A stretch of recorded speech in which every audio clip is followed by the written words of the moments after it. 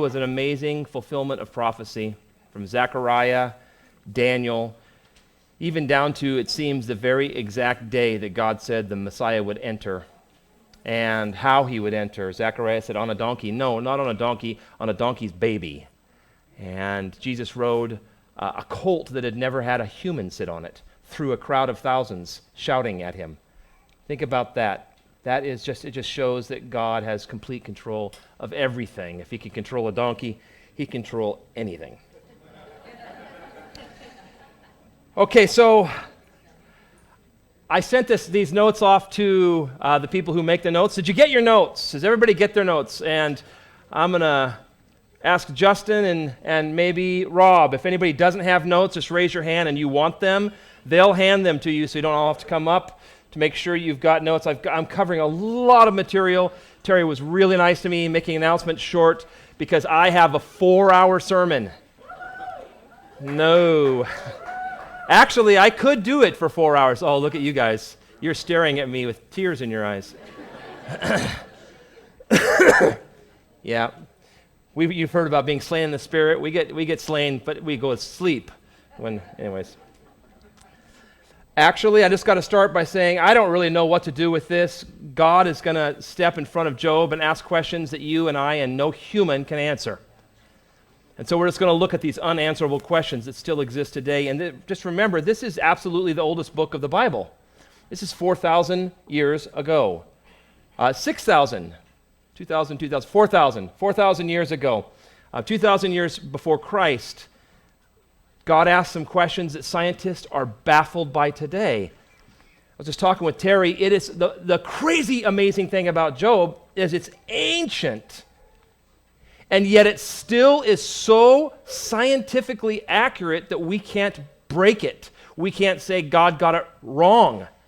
And it is 2,000 years before Christ. And no other holy book is like that. No other religious book is like that. It's full of these things you can poke fun at, like the Hindus say that the earth is a thin wafer of, like a cookie, and that it breaks off when it has earthquakes. I mean, things like that. We know that the earth is not a giant cookie. But our God he asks some simple questions, and it's great because he just asks simple questions. Remember how Jesus would just stun people with his questions? Things like, who is the Messiah? Whose son is he? Remember what they said? What did they say? They said the son of David, right? He says, that's right. How is it that David then calls him Master and Lord? And nobody could answer. They're all like, Never thought about that. Because a father doesn't call his son Master, but he refers to his son, the son of David, as the Master, Messiah, the Lord. And they're like, And he asked questions like those who were challenging him as to whether or not he was from God. He said things like, I'll tell you what, we'll make a deal. You answer one little EB question, I'll answer your great big ones. Okay? Little bitty question. John the Baptist, was he from God, or did he baptize from the power of men?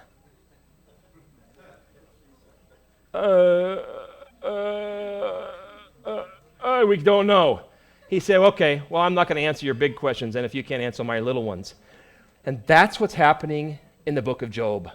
Job has been laying out these big questions. He spent at least a month or more in misery, in some of the most horrendous misery you could imagine. In one day, he lost everything. He lost his wealth, lost his servants. They were destroyed. And while he was reeling from that, the last message that came in before the sun set was, by the way, your 10 kids were also killed. Every one of them. But Job hung on to God. He fell down and cried out, the Lord gave, blessed be the Lord gave, the Lord take away, blessed be the name of the Lord. And he hung on to God. While he was in the midst of this overwhelming grief, Satan visited him a second time. This time covered his body with open lesions, gave him horrendous fevers, bone-breaking pain, and so he's now in grief and he's in physical suffering. And then he has his beautiful, beautiful bride come up and say, why don't you just curse God and die, baby? Isn't that just sound difficult to you? Does that sound difficult? So he had some friends. He still has unwavering submission. He still trusts God. He says these things to his beloved wife. You talk like a fool. That's what he said to her. Shall we accept good from God only and not also difficulty? Can God not decide what he wants to do in our lives? Can he not do that? I don't like it, but isn't that his right? And while he's hanging on, and we call it the faith of Job, while he's hanging on to his integrity before God, but he's in misery, he's in sorrow, his heart is broken, his body's broken, his relationship with his wife is broken, he's sitting on an ash heap. Then come his friends, somebody to come and help him, and they spend 35 chapters arguing about what accusation is true against Job and what is his hidden sin. 35 chapters where they also preach a lot of bad theology about, well, if you did this, God would fix it. If you did that, you're obviously in sin because that's why you're suffering. Do I need to do something there, Terry? It might be me. It's probably me. Here, I'll try not to be so poppy. At the very end, Job has made some mistakes. He's done some wrong things. But I would like you to put yourself in his shoes. All 10 of your children are dead. Your wife is horrendous. Your best friends are accusing you of every heinous sin you could imagine. You're sitting on an ash heap. You've got fevers and open sores and blisters, and you're in agony, and you can't eat, and you can't sleep, and months have passed by. Do you think that would wear you down? Well, as he got wore down, he also got worn out. And he began to say some things that he shouldn't have said. He said things about God. He judged God as to whether or not what he did in this world was right or wrong. He said that God, he never gave up the fact that God has the right to do anything. But he did say, it doesn't seem right to me. It's not just. He said things like about God, I don't understand, why do the wicked live and become old? Why is that? Job 21:7. He said, God, why have you set me as your target? Saying to God and about himself that God hates him. Why do you hide your face and regard me as an enemy? And then in a desire for suicide, he says, why is life given to the bitter of soul? Why did I not die at birth? Now, that's not an uncommon struggle in suffering, especially long periods of suffering. You might be strong at first, but after a year or so, or whatever it might be, you begin to get depressed, and you begin to say things that the old you would never have said. But you said them out of pain and suffering. It's not unusual. Jeremiah said it. Jeremiah, in Jeremiah 20, when he was watching the destruction of everything around him, Jeremiah 20:14 says, cursed be the day in which I was born. I wish I had been stillborn. Moses, when he was looking at all of the wonderful, griping Israelites in the wilderness, and he got tired of them, he said these words directly to God. He said these words to God. If you treat me like this, please kill me here and now. Wow, that's Moses. Jonah, at the end of his preaching to the Ninevites, he sat outside the city, and you know what? He said, it's better for me to die than to live. So it is not uncommon to wish you did not live.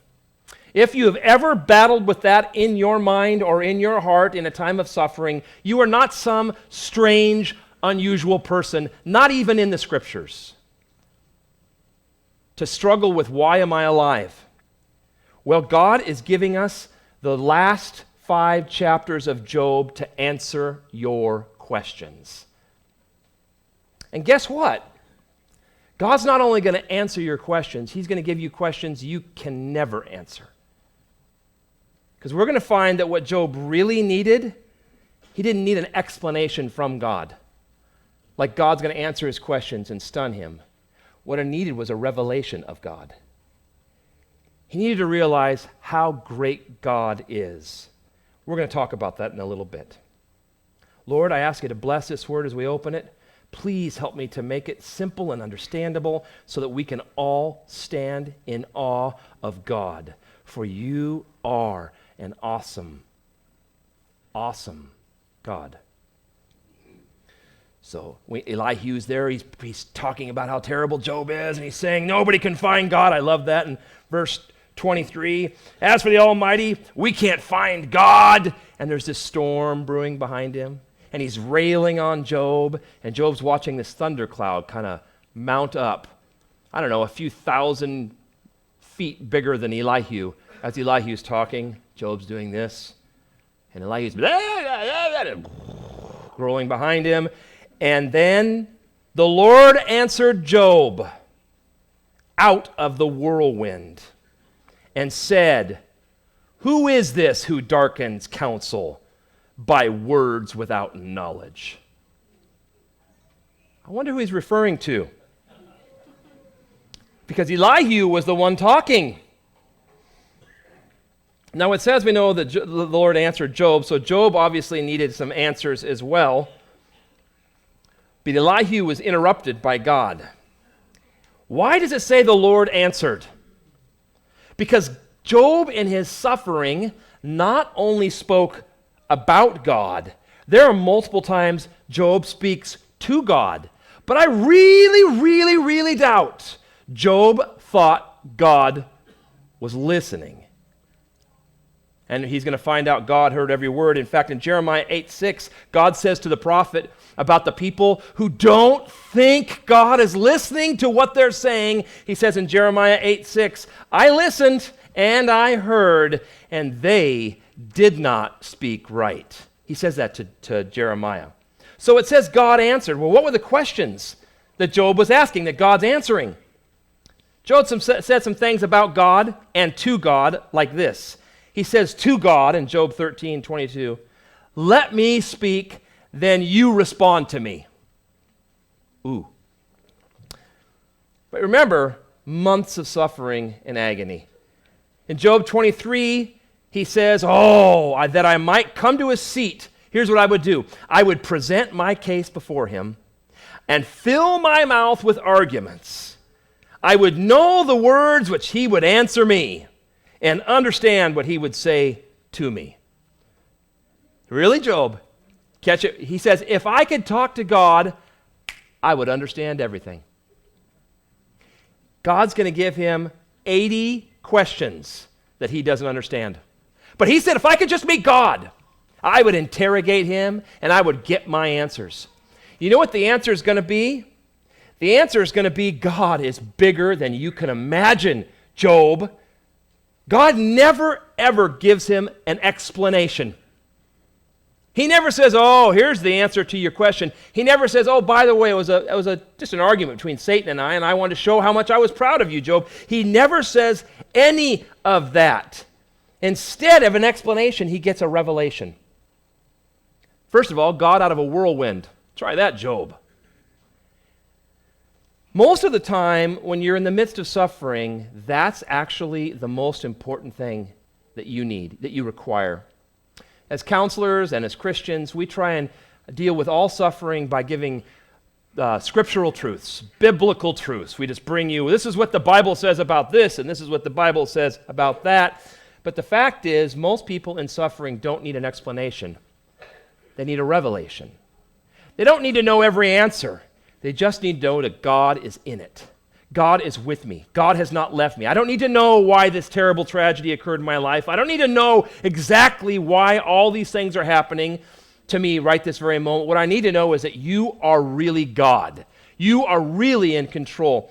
When Hezekiah was surrounded by the Syrians, who had wiped out everybody in front of them, he went before God and he said, "O Lord God of Israel, you're the one who dwells between the cherubim. You are between the angels. You are God. You alone of all the kingdoms of the earth. You have made heaven and earth." And it put all his problems in perspective. If that's true, God, there's nothing hard. When the early church was suffering persecution at their first beating, when they went away, they regathered in Acts chapter 4, and they prayed. And what did they do? They raised their voice to God with one accord, and they said, God, explain to me what's going on. No. They said, Lord God. I'm reading the wrong one. They raised their voice to God with one accord and said, Lord, you are God. Look at this. Again, creation. You made heaven and the earth and the sea, and absolutely everything that is on and in them. Same thing Hezekiah said. You see that both Hezekiah and the apostles and disciples found their peace in the Creator. God, you're greater than the sun, moon, stars, plants, trees, enemies, breath, dogs, cats. You're greater than the mountains and volcanoes, and you're greater than whatever it might be. You're greater. You're the Creator. When Jeremiah watched Jerusalem destroyed before him and he thought he had no hope, he prayed, and guess what he said? Ah, Lord God, behold, you have made the heavens and the earth by your great power and outstretched arm. There is nothing too hard for you. I want to encourage you in that if you're in the midst of suffering, God gave us Job 38 all the way to the end so you could open up the book and you could see God is greater than your problem. He is the maker of everything, and we don't even understand what he made yet. We are 2,000 years after the Messiah, 1,000 years after Job, and we don't understand the simple questions he's going to ask Job. So the next time you start feeling like you just have an overwhelming problem, I want you to see the awe-inspiring God. Maybe you don't need to open up and, get that biblical counseling manual in and talk about depression, how not to be depression. Take your thoughts captive, meditate on what's lovely and a good report. Maybe that's not it. Maybe you just need to open up and see what God did. Because that's all Job needed. He didn't need an explanation. He needed a revelation. Verse 3. Now prepare yourself like a man. Big boy Job, put your big boy pants on here. I will question you. You have some questions for me? Kind of like Jesus said, look, I'll answer your questions as soon as you can answer some of mine. And you shall answer me. Question number 1, first topic. How much experience do you have, Job? How old are you, Job? Not very old. Maybe a little shy of 100 or so, right? You're not very old, Job. Where were you when I laid the foundations of the earth? Tell me, if you have understanding. First topic, how much experience do you have? How much experience do you really have? Look back on your big, long, 80-year-old life. How much experience do you have even in the history of humankind compared to the 6,000 years of history we have? How much experience do you really have? Do you understand all things? Do you know how they all work?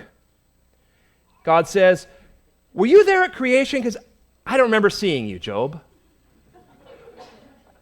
Now, I think that this first verse should go in the front of every science book. Where were you when I laid the foundations of the earth? Because this is the greatest problem we have in science today. Origins. We have a bunch of people thousands of years after an event happened with only one recorded witness of the event, ignoring that one witness and deciding they're going to figure out what happened thousands of years ago because they can tell. I mean, they're better than Sherlock Holmes. They can figure it all out. And so they have. They've explained it. I'm going to give you some of the leading scientific theories of origin. Where did we come from? The first one is called panspermia. Panspermia. It means this. Life, we don't know where it came from, but it arrived on this planet either by aliens or asteroids. That is a leading scientific belief taught by professors in universities today. Harvard, Stanford, U of O. We don't know where life came from. So they never answer origins, do they? They really don't answer origins. We just know it arrived here either by aliens or asteroids. Biopesis, another major theory. Here it is, you ready? Non-living matter, they don't tell us where it came from, but non-living matter sprang up. Sorry, living matter, I got it wrong. Living matter, it's my typo, sprang up from non-living matter. That is so helpful. There was this rock, and poof, it was alive. That is a leading scientific theory. It goes right along its cousin. It's called spontaneous generation. And I looked up, Aristotle believed in spontaneous generation. You know what that means? Quote, Aristotle said it is readily observable that aphids come from the dew that falls on plants. It is readily observable that flies come from putrid matter. They pop up out of dead stuff that's rotting. Poof, flies come out of it. It is readily observable that mice come from grain and dirty hay mixed together.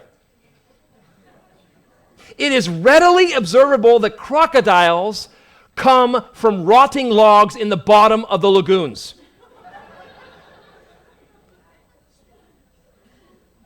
Readily observable?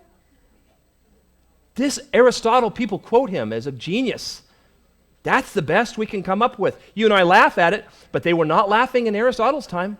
They were going, wow, that's where we all came from.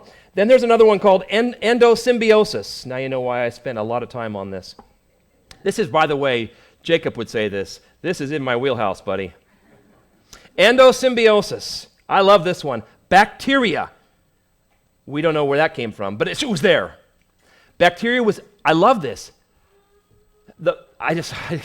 My mind is blown that people grasp this. Bacteria, ready? Listen to what I'm going to say, was eaten by non-living cells.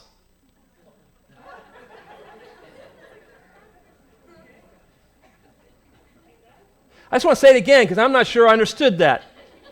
Endosymbiosis says bacteria was eaten by a non-living cell, and the first living cell came forward and we had organelles in our cells. I want to know who found the hungry non-living cell.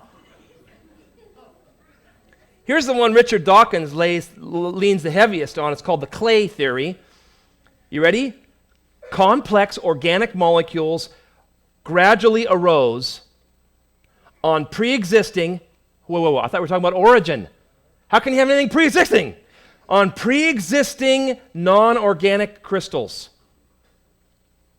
What does that mean? Nothing. It means absolutely nothing. It means there was a crystal, poof, and life appeared on it.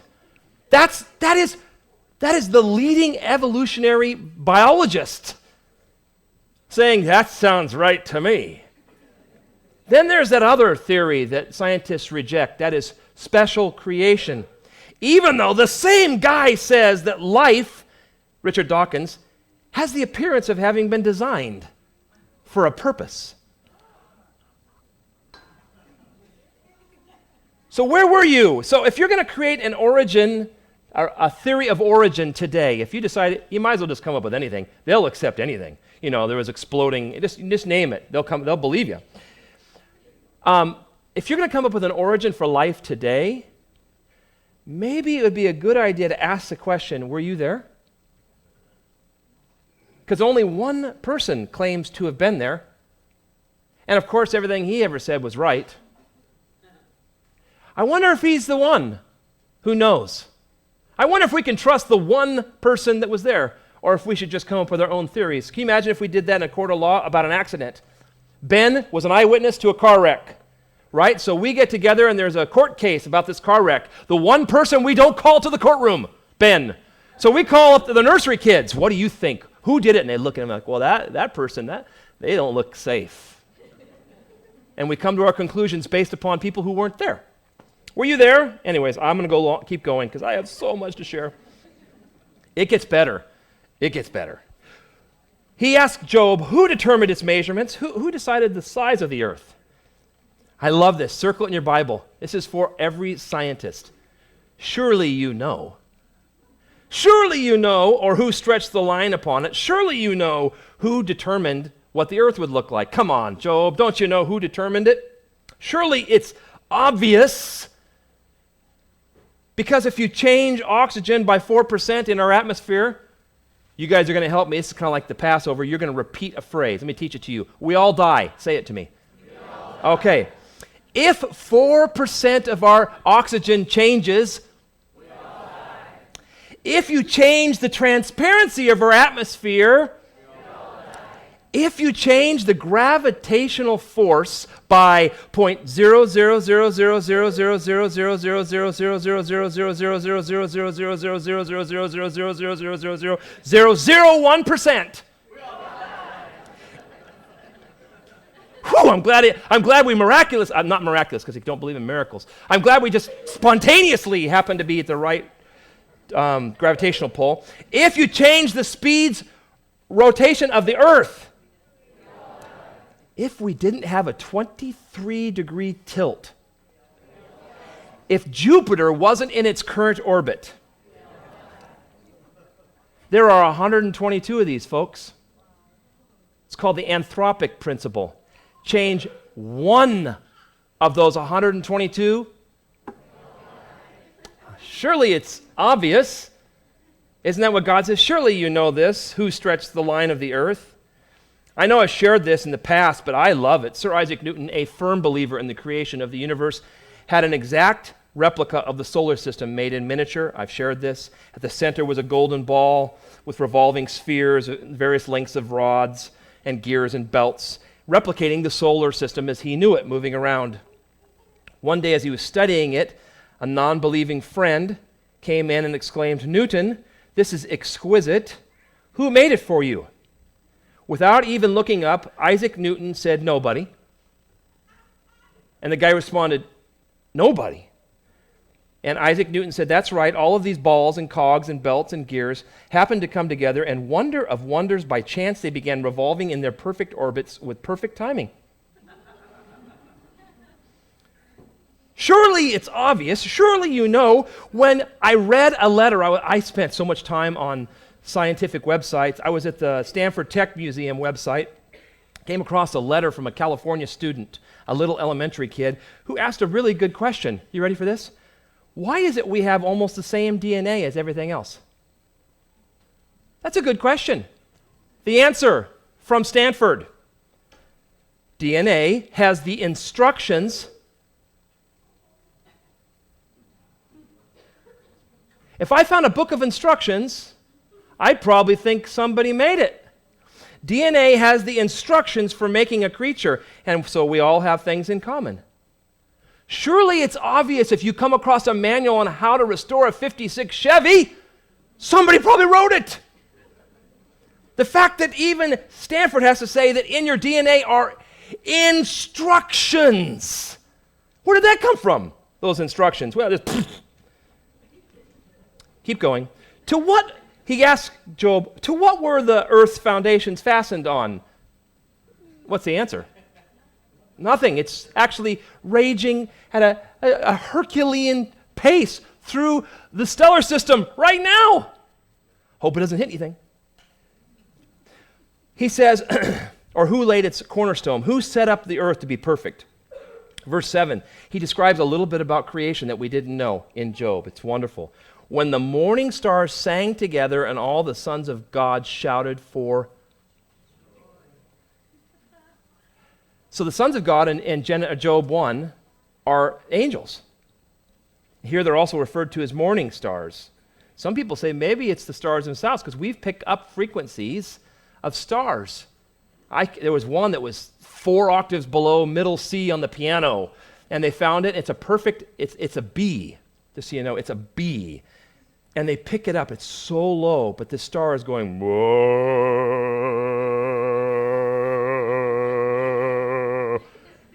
And they caught that, and it's a perfect pitch, and it doesn't waver. So maybe it's the stars singing themselves. All we know is that when God made everything, the people who were there were the angels. And they were going, wow, wow, wow. And now we're on it going, nah, there's no God. Verse 8, or who shut in the sea with doors when it burst forth and issued from the womb? When I made the clouds its garment and thick darkness its swaddling cloths. When I wrap the earth in all this water.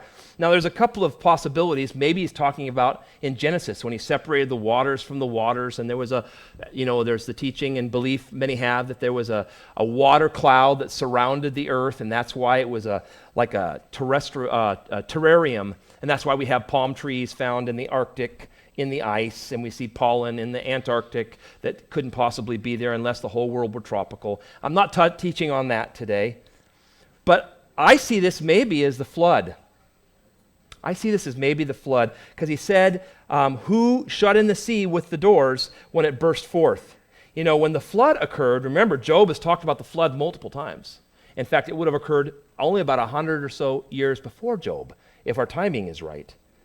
And Genesis says, the fountains of the great deep were broken up and the windows of heaven were opened. And Job 22 says the wicked men, in verses 15 and 16, were swept away by the flood. Okay? You know a major argument between old earthers and young earthers, people who believe the earth is 6,000 years old and people who believe that it's 6 millennia, or not millennia, it's the same thing, 6 epochs old. You know, there's this argument between people who are both Christian who believe the age of the earth is different, right? Here's one of their major arguments. Where's all the water from a worldwide flood? Hugh Ross even measured it as much as you can that we know of and making some estimates of underground water. But you know what? Here's the question God gives Job. How to put all the water back? If I flooded the entire globe with water, he asked Job how to put all the water back. You know what? The answer is we don't know. That's why we're arguing. We're still arguing. Where did all the water go? How did it get in back in? How did you end up with boundaries and land again? Well, how did it happen the first time? God said, let the waters under the heavens be gathered together into one place, and let the dry land appear. And it was so. How hard would it be for God to do that the second time? Look, okay, water, you're all done. Now go back. He says, Job, did you see that? Do you know who did that? When I fixed my limit for it and set bars and doors, when I said, this far you may come, but no farther, and here your proud waves must stop. Who put the water back? How many have ever thought of that question? Not a lot. It's a good question, but it's a God question. Think about this a little bit, you wise old man. How'd the ocean find its limit? Have you commanded? Okay, here's the next topic. You can write this down if you're taking notes. How much control do you have over your day? Job, come on, let's talk about the day. How much control do you have over it? Have you commanded the morning since your days began? And caused the dawn to know its place? That it might take hold of the ends of the earth and the wicked be shaken out of it? God describes the coming of the dawn as like a surprise attack on all the people doing wicked things. You think about it, people go home before the sun comes up when they're doing the wrong thing. They get shaken out of their evil activities. God says, can you do that, Job? Have you ever caused the sun to raise or set? He says in Job 29:17 that he stopped evil men from doing evil works, but God says, yeah, but did you ever just turn on the sun and take a look at what they were doing? No. The next time you watch a sunrise, which I did this morning, over a beautiful snowy landscape, remember this verse. Do you know that 700 million metric tons of hydrogen went through a fusion, becoming helium, releasing 5 million metric tons of energy, massive explosion, we couldn't even imagine it, the numbers don't even make sense to us, and shot 93 million miles through freezing cold, pitch dark outer space, 8.5 minutes earlier, so that you could see the sun come up? You want to go out and look at the sun right now, there was a massive explosion 8.5 minutes earlier, 93 million miles away. Whoa, jaw-dropping. Reflect on the question when you have problems in your life. It's a good thing God didn't make it a little bigger explosion. We'd be dead. Or a little smaller explosion. We'd be dead. Or a little closer explosion. We'd be dead. Or a little further away explosion. We'd be dead. Job, when was the last time you made that? And then he says, and he describes the sunrise. It's a beautiful poetry. It takes on form like clay under a seal. You know how you press a seal on clay? Well, as the sun rises, it's like, man, I can't really see anything. And what happens? Stuff starts to become more, it appears before you, but it was always there. But it took an explosion 93 million miles away so you could see it, and stands out like a garment.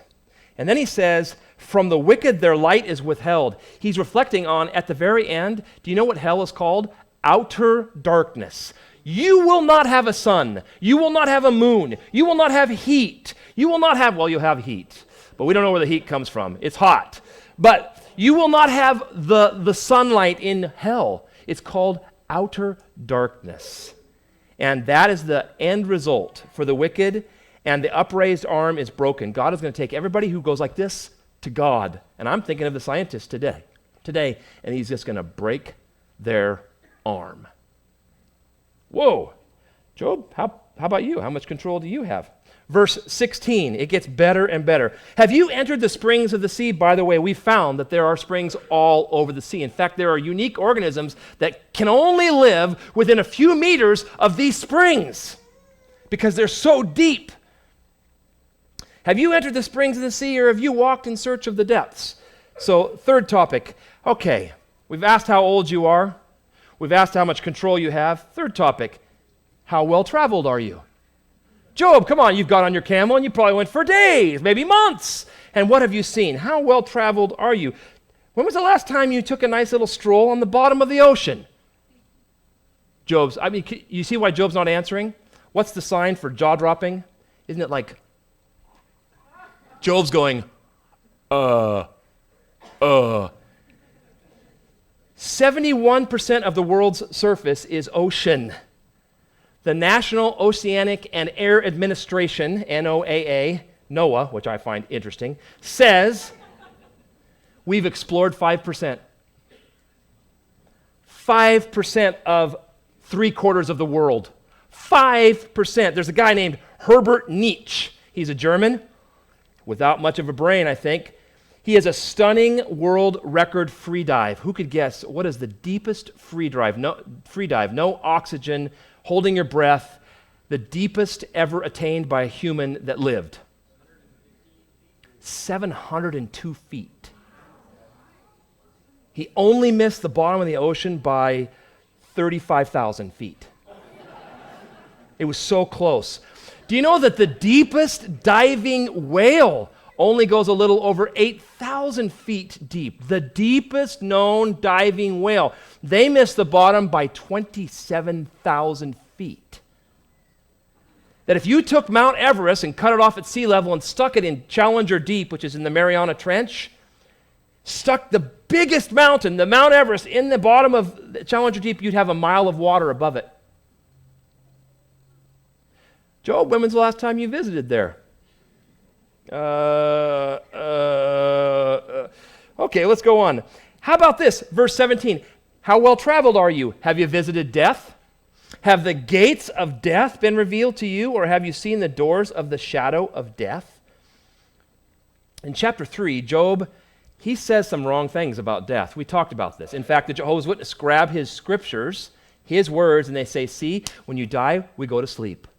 We just go to sleep. Seventh-day Adventists believe the same thing. You just go to sleep based on Job's words. Job is actually going to get corrected by God. Job says in Job 3, I wish I could just die and, quote, lay asleep quietly. Right? Wrong. God is rebuking Job for saying these things. Why? How much experience does Job have? How about you? How much experience you got on death? What was it like? How about the person next to you? If you're alive, you have no experience in death. And yet we write books about it. We try to understand it. If you want to understand death, why don't you ask someone who's been there? There's one. One. The same one who said I was there at the beginning also says I was there in death. In Ephesians chapter 4, we are told that Jesus descended into death, Ephesians 4:9. In Ephesians 4:10, Next Sunday, we celebrate Jesus came out of death and ascended out of death, conquering death. And then when John sees him in the last book of the Bible in Revelation, Jesus says, I am he who lives and was dead. And behold, I am alive forevermore, and I have the keys of death and Hades. The Bible again and again refers to death as a doorway. Walk through the door, right? A gate. Jesus says, yeah, it is a door. He even says to Job, it is a door, it is a gate where the dead go and the living can never come. But I have good news for you. I have the keys. And I can open the door and let anybody I want out. All they have to do is call upon me as their Lord, and I will unlock death, and they will never be there. He who believes in me, though he should die, yet shall he live. You go down, and before you get into death, Jesus is there, and he says, look, I'm letting you out, pulls you out, and sends you to eternal life. Praise God. That happens next Sunday. I mean, it happens every day, but I mean, it happens, we celebrate it next Sunday. And if you want to know what it's really like at death, ask the one who was there. Jesus told us in Luke 16. Read it. They're not snoozing. There are no pillows. The rich man and Lazarus and Abraham, I mean, Lazarus actually had to find Abraham to put his head on because nobody's sleeping.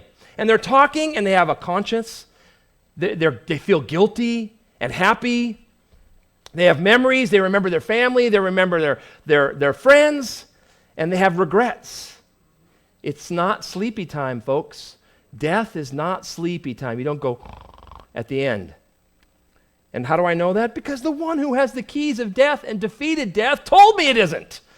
And if you tell me differently, I'm going to ask, are you dead? And unless you're dead, I don't want to hear your opinion anymore. Okay, let's move on. We're doing pretty good.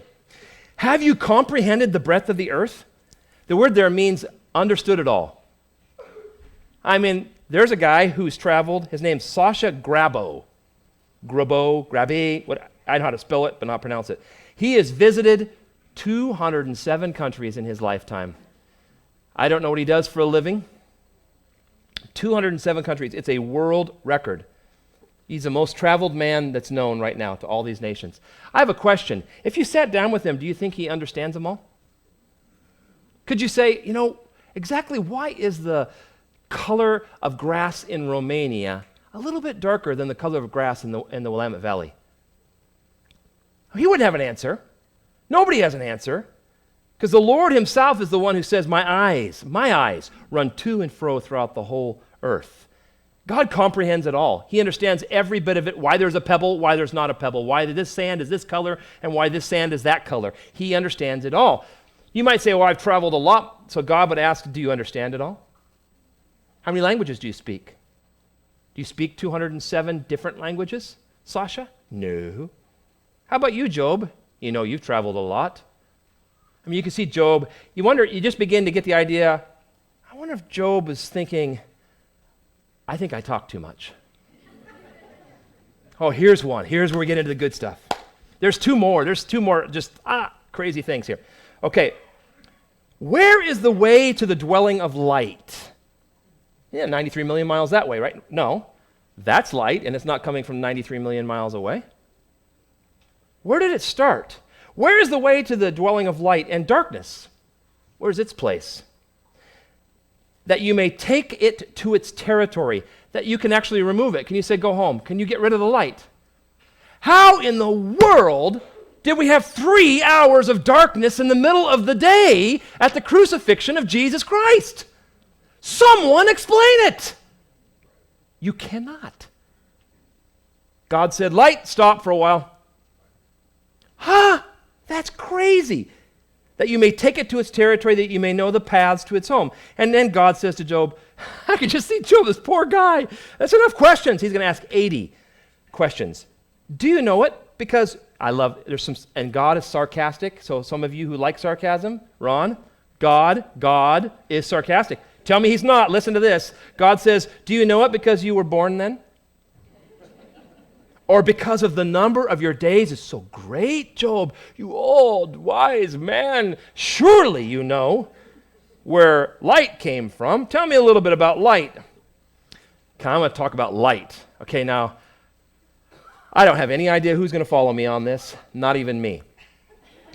I thought light, let's look into light a little bit. Well, Job didn't have any quantum physicists around at that time, and most of us don't even know what a quantum physicist is, right? But even now, them eggheads are baffled by light. Just light, poof, just light does that. They're like, wow. They're going to spend their entire life trying to figure out something about light. Here's the definition of light. Are you ready?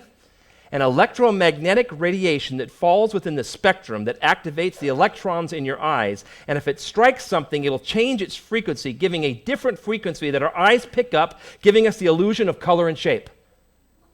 Wow, that's great. That's really helpful. That's exactly like a junior high science book, and the kids all like, what's on the test?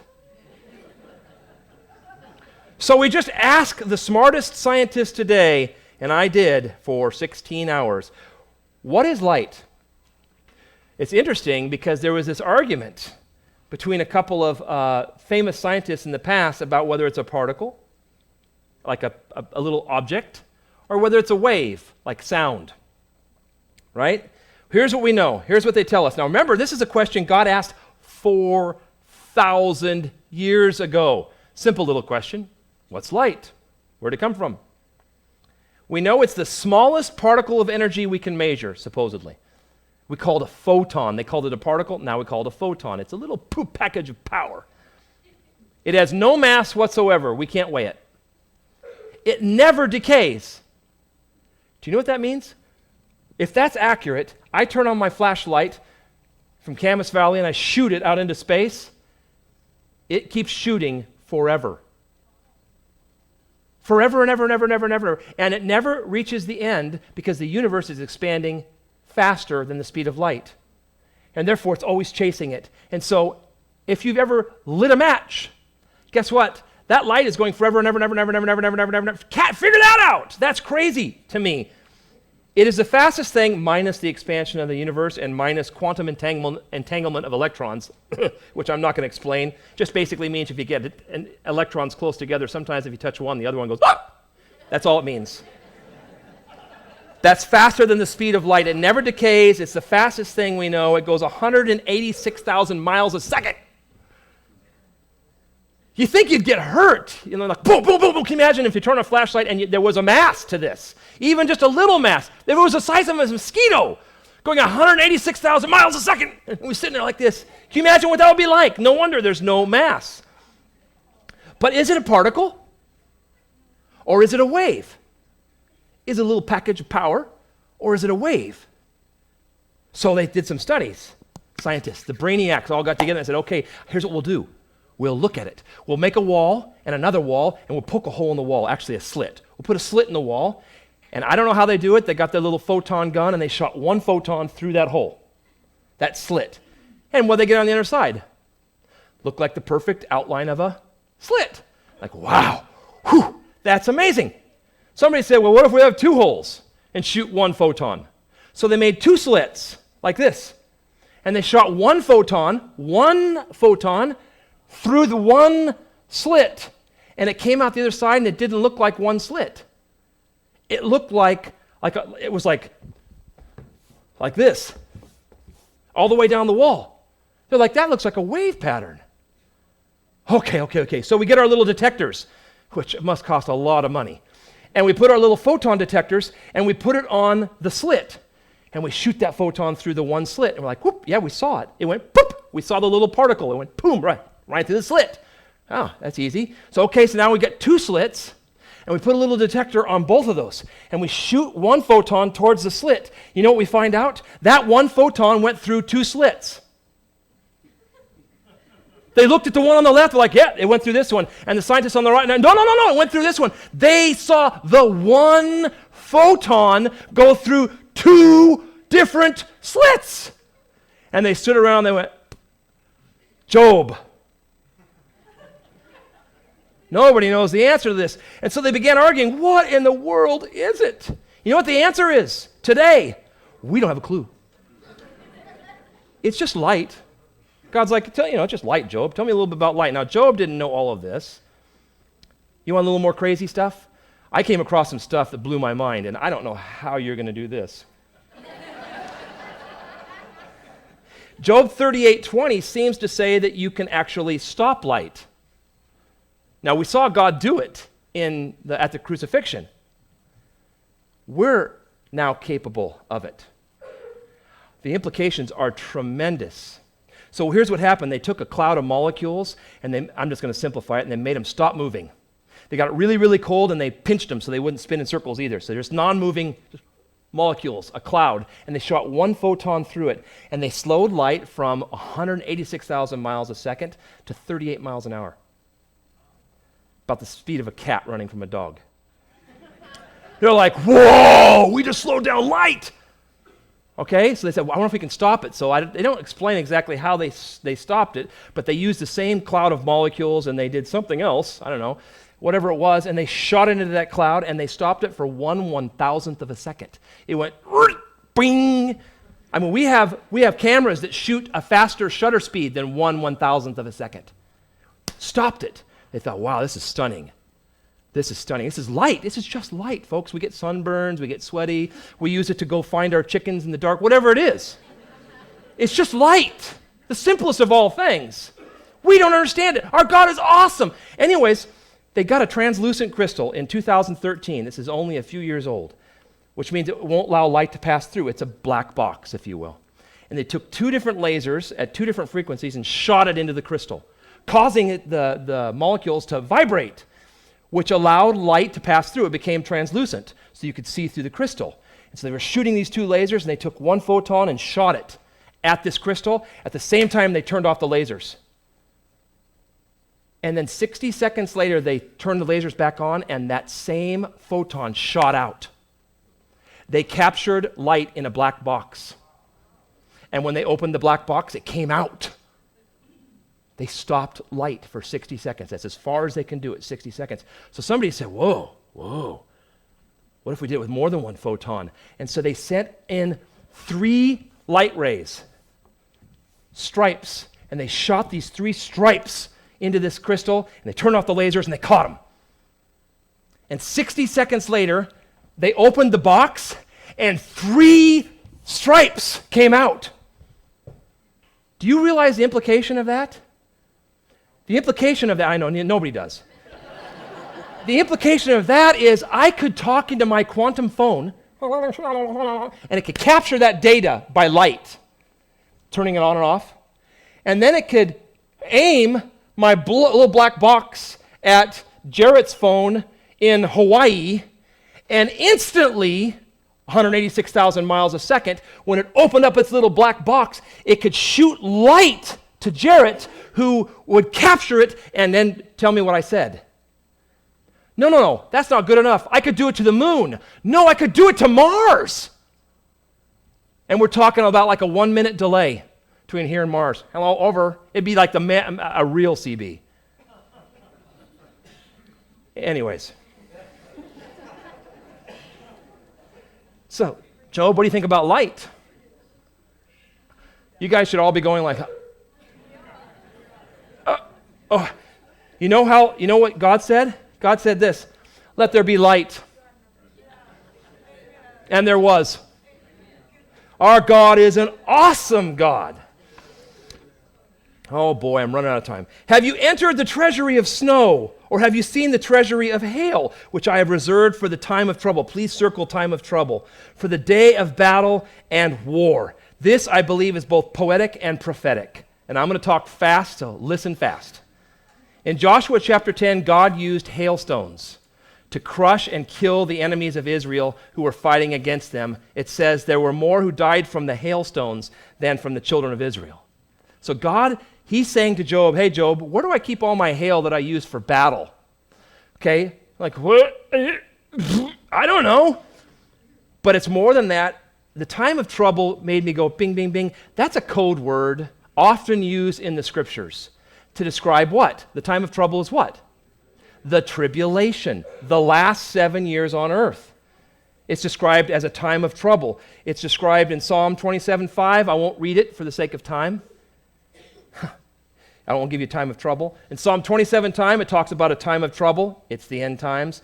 In Jeremiah 37, it's a time of trouble. It's the end times. In Daniel 12:1, it's a time of trouble. It's the end times. So I have a question. I don't know the answer for sure, but it seems this may be a prophetic clue that God tucked in the oldest book of the Bible.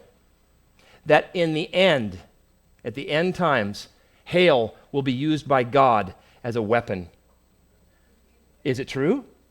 Well, let's see. The first trumpet blows in Revelation 8, verse 7, and hail and fire mingled with blood is thrown to the earth.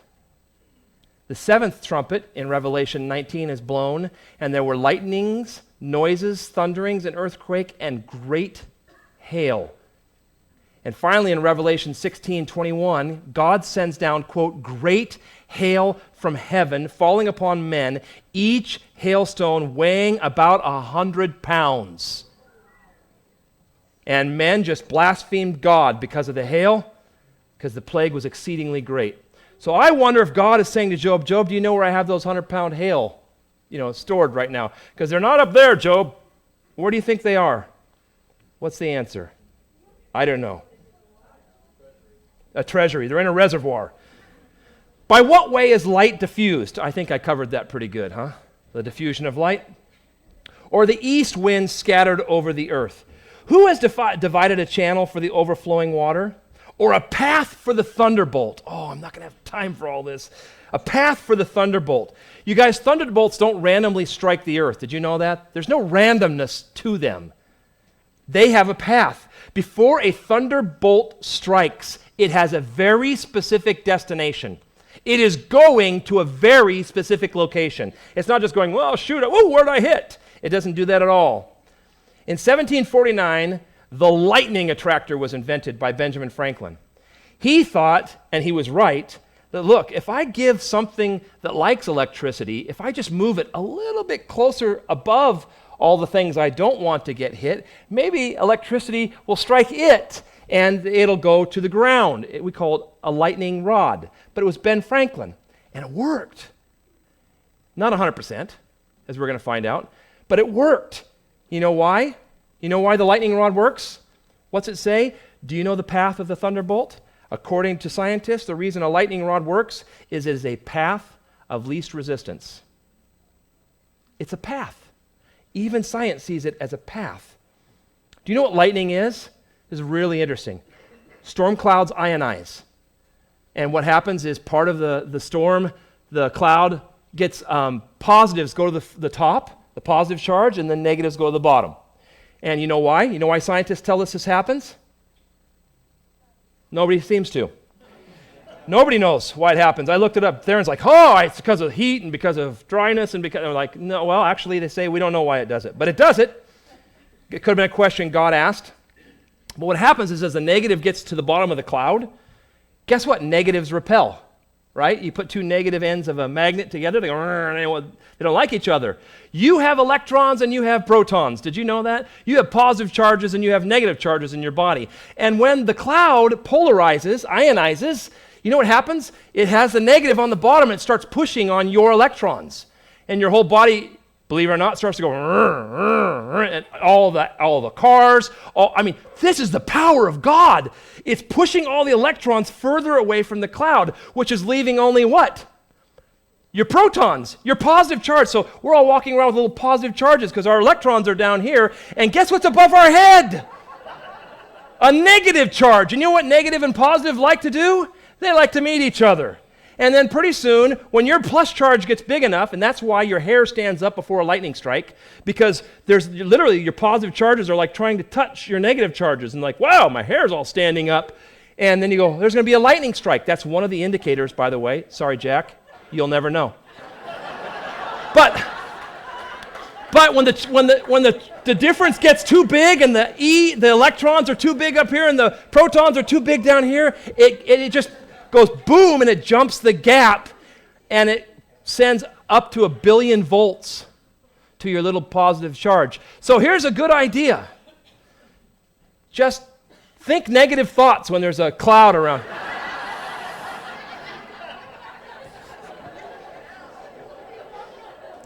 By the way, that was a lie. So we figured it out. We figured out the path of the lightning bolt. Really? I looked that up. Scientists say there's no verified method to prevent a lightning strike. So we put up the lightning rod, and sometimes the lightning strikes right here on the building anyways. So we still haven't answered God's question to Job. And he goes on to say, who caused it to rain on a land where there is no one, a wilderness in which there is no man, to satisfy the desolate waste and cause to spring forth the growth of tender grass? Here's the question he asked Job. Why are there fish at a depth where no man could ever see them? Why are there animals in places that are uninhabitable by man and probably never will be? Why does it rain where there aren't any people? What's the answer, folks? The answer is because the firmament shows God's handiwork. It's all about God saying, I am great. And he has more imagination, more power, more majesty than even we could contain or grasp. Verse 28, I'm trying to go fast because I really want to cover this chapter. Has the rain a father? Or who has begotten the drops of dew, the aphids, Aristotle would say? How about simple water? Surely you can describe water. We call it hydrogen dioxide. Dihydrogen oxide, got it wrong. Dihydrogen oxide, H2O. Dihydrogen oxide. Here's how it works. You take hydrogen, an invisible gas, and you take oxygen, an invisible gas, and you smash them together and you get water. A non-invisible liquid. Anyone want to explain that to me? Seems pretty easy. Happens all the time. It's the source of most life on the earth. You ever do that, Travis? From whose womb comes the ice? Oh, this is the big wow. Actually, there's lots of them left. From whose womb comes the ice and the frost of heaven? Who gives it birth? How about ice, Job? You're going to want to write this down. Scientists or scientific thinking people, you want verse 30. Listen to what God says. The waters harden like stone, circle that, and the surface, circle that, of the deep is frozen. Why is that important? This is a stunning exhibition of God's wisdom and power. You know why? Because virtually every single liquid on the planet known to man, when it freezes, when it becomes a solid, it becomes more dense. And therefore, what does it do when you put it in the liquid? It sinks. Almost every liquid acts that way. It sinks. But this becomes hard like a stone and is on the surface. When water reaches 32 degrees, the two hydrogens and the one oxygen, they do something really weird. They go, and they expand 11%. Frozen water is 11% bigger than liquid water. And they expand, which makes them less dense. So the stone floats. And I don't think most people think about that, but that is an act of God. Do you know why? Because it's been said that if the water froze at the bottom of the lakes, just exactly like almost all liquids, guess what? You'd never have a layer of insulation above it, and it would freeze, and there wouldn't be any liquid water, which would have a climate effect, and we might be on a snowball right now if water simply froze at the bottom, sunk. But instead it freezes to the top, and guess what that 32 degrees does? It insulates the liquid. There wouldn't be any fish. There wouldn't be anything that couldn't live in ice, and we would all die of dehydration if the stone of frozen water didn't float. There's a biochemist named Michael Denton. He's the father of intelligent design, although he's not intelligent enough, unfortunately, to know that there's a God, not an alien, who made us. But he said this: the freezing of water from the top down rather than the bottom up, which conserves the large bodies of fresh water on the earth, is relevant. Like, yeah, there's an understatement. Can you bind the cluster of the Pleiades or loose the belt of Orion, Job? Can you bring out Mazzaroth in its season? Or can you guide the great bear with its cubs? Do you know the ordinances? The word there is appointments. Schedules. Do you know the schedules of the heavens? Can you set their dominion over the earth? Here's the fourth topic from God. How good are you at directing creation? The constellations move in and out of our lives all the time. In fact, Mazzaroth probably refers to the 12 constellations of the zodiac. And no, we shouldn't be astrologists, okay? There's a lot of nasty, bad, wicked spiritual stuff in that, but there is some amazing stuff in there as well. The constellations move across the sky as we orbit the sun, as we go around the sun, as we rotate. God is saying, can you take the hundreds of suns and put them light years away for our safety, Job, and then cause them to show up in the sky with exact timing, let's say forever? He uses the word Pleiades. This is also called the Seven Sisters by some, although now we've found more than 400 stars in the Pleiades. The naked eye sees 7, and astronomers have found 400 plus. Only it appears at just the right time to say, it's time to plant your flowers. It's a spring constellation. Can you do that, Job? Can you make it show up just in time? Orion is a winter constellation. It's 1,500 light years away, so the light we have is 1,500 years old. But it shows up just in time to tell us it's winter. Make sure you have your firewood in. Can you do that, Job? Can you make the stars set a clock for you? The great bear with the cubs, that's Ursa Major. Most people can't find it, but they can find the Big Dipper, and the Big Dipper is its tail. And the interesting thing about the Ursa Major's tail, it always points somewhere. The North Star. And all the constellations rotate around this hub. And when you look up, if you've ever seen an image of a year in the sky shown, you can see they all rotate around the north. Can you do that, Job? Let's say with, quadrillion stars? How can you do that, Job? Can you lift up your voice to the clouds, Job, that an abundance of water may cover you? Rain! No. Can you send out lightnings that they may go? And say to you, here we are. Who has put wisdom in the mind, and who has given understanding to the heart? It's interesting, he says, can you do this? You answer the question. Can you make the stars come up at the right time? Can you make the sun rise? Can you make water freeze and be less dense so that it floats? No. Can you make wisdom? You see what he's saying? These are all negative answers. He's asking Job, do you really think you have wisdom? Do you really think? You don't understand, I'm 70 years old. You really think you have wisdom? Who has the wisdom, Job? Who makes the stars do what they do? The rain, the lightning, the water, the animals. And who makes wisdom, Job? It's surely not man. If you're getting your wisdom from men, it's just one fool talking to another. Wisdom only comes from God. God said that. Who put wisdom in there? Proverbs 2:6, it is the Lord who gives wisdom. Job 28:12, man does not know the value of wisdom, and it's not found in the land of the living. Do you know this is why sin makes a nation foolish? This is why sin destroys our ability to reason. Because we think reasoning is sort of an inherent trait of mankind. It isn't. It isn't.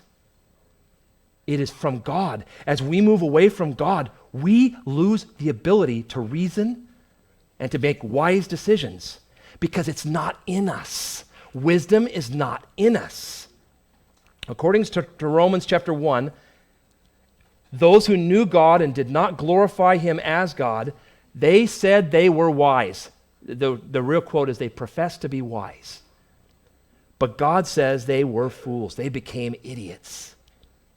They said they were wise, and they sat around and talked about their wisdom to one another, and God looked down and said, you are fools. Why? Because you can't make wisdom. Wisdom only comes from God.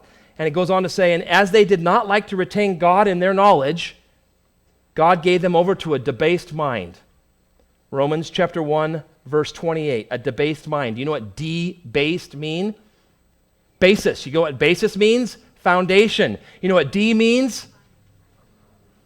So literally it means in our own language that God gave them over to a lower basis of intelligence.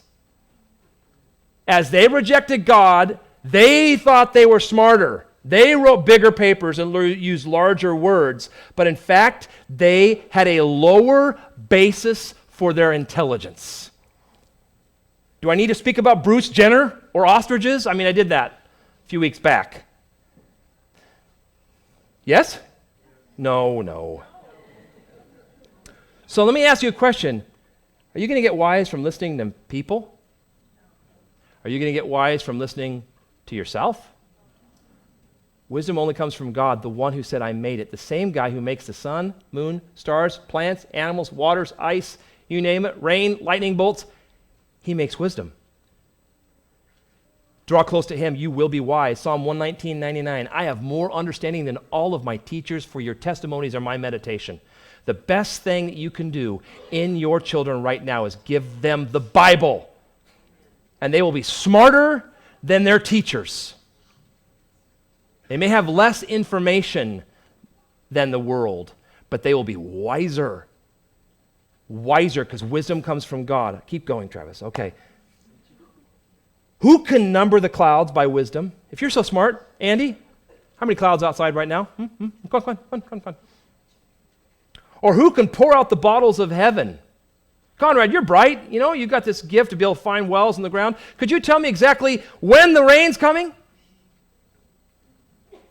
When the dust hardens in clumps and the clods cling together.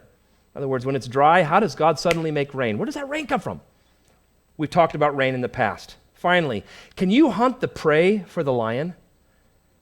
Or satisfy the appetite of the young lions when they crouch in their dens or lurk in their lairs to lie in wait?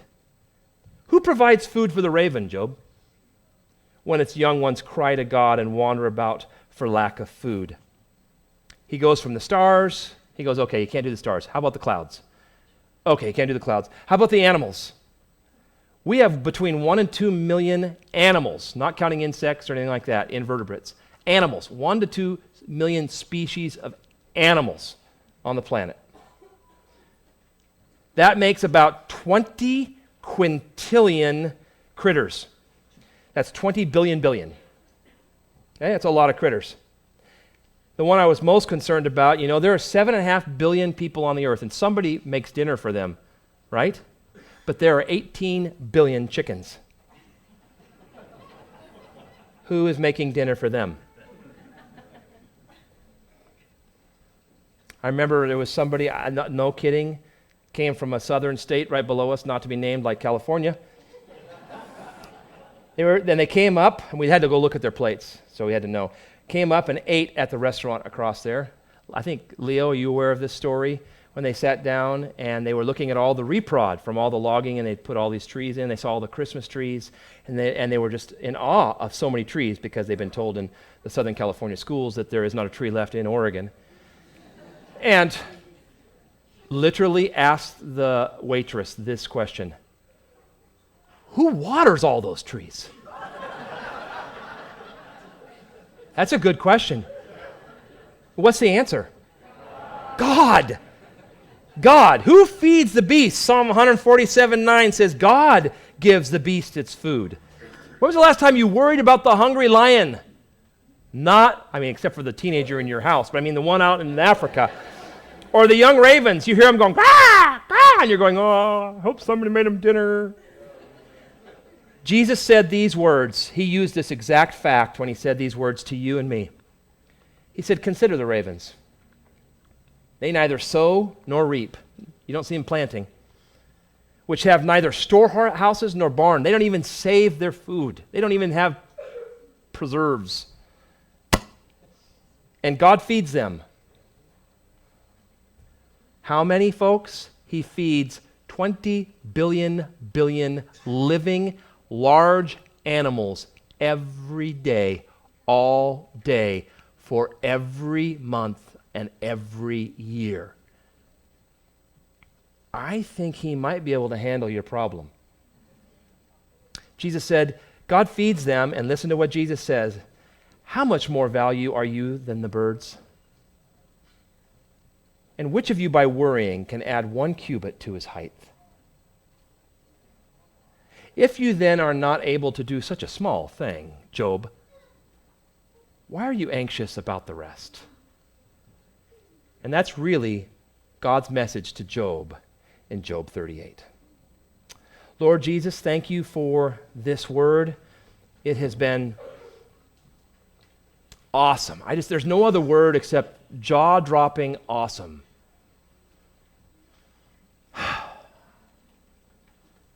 Lord, you make the world, the ocean, the dawn, death, light, snow, wind, lightning, hail, ice, the stars, and the animals. And you have said, I am more valuable than that. And you came, and on this Sunday we celebrate you choosing to go to Jerusalem to buy with your own life me. How is it that you visit the Son of Man? What is man that you are mindful of him, and the Son of Man that you visit him? I stand in awe with David and the authors of the Scriptures, Lord, and I say, how is it possible you love me? I stand in awe of you today.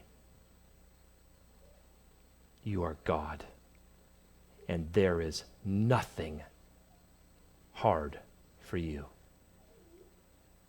Place my life in your hands, and I ask you to help each of us to do that, to see the revelation of who God is and stop demanding an explanation, but trust you.